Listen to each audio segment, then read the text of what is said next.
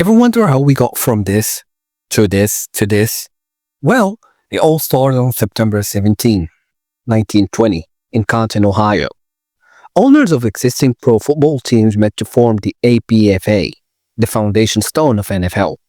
But hey, wait, how American football became the most popular sport in the US, and how the Super Bowl averaged more than 100 million viewers worldwide each year. American football is called football because of its origins.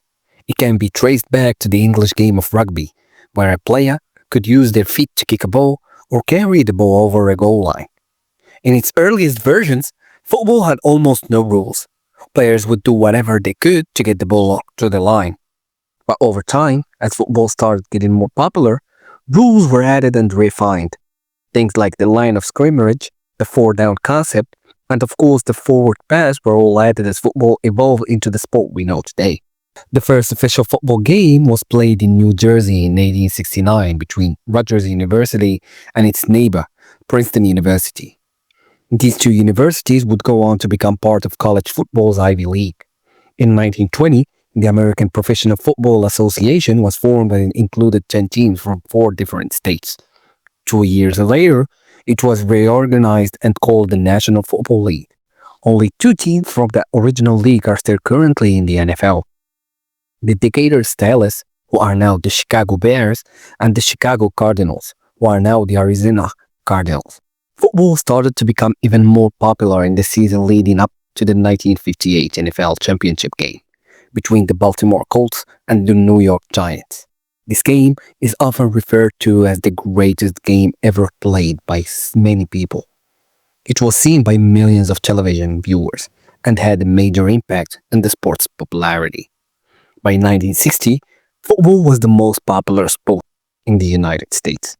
In the same year, the son of Texas oil tycoon named Lamar Hunt wanted to buy the Chicago Cardinals and move them to Dallas, Texas. But the NFL had no interest in his big plans, so he decided to start his own football league and called it the AFL. The AFL rapidly gained popularity because of its own set of policies and rules.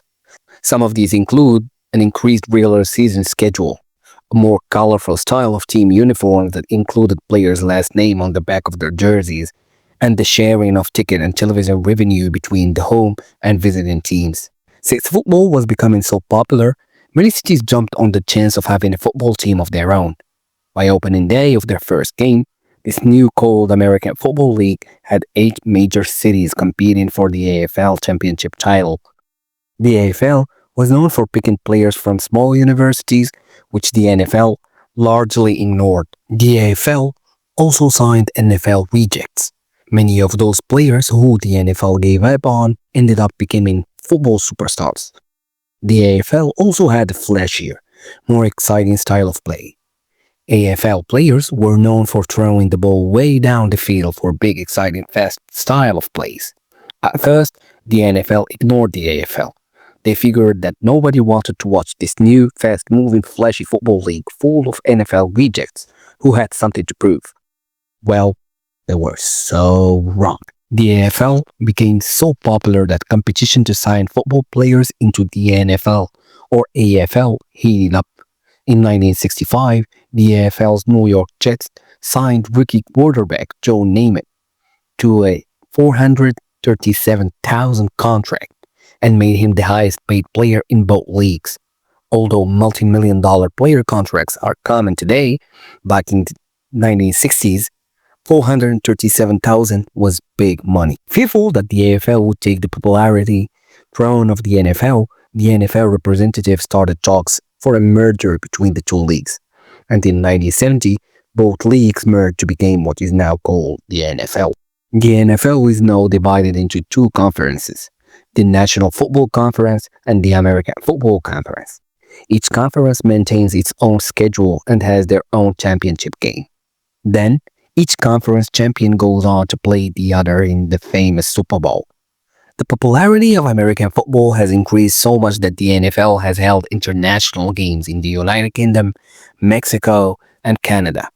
As of 2014, each of the NFL's 32 teams had an estimated worth of about $1.3 billion. The that includes revenue generated from ticket sales, merchandises, and endorsement contracts. American football has evolved from a sporting pastime to a Sunday tradition. There has even been a lot of sporting making Super Bowl Sunday a national holiday in the United States.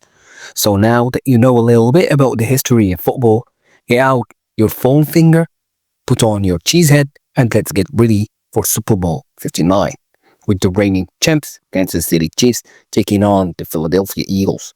And the question is, can Mahomes and his teammates achieve the repeat, or does the Eagles have another plan?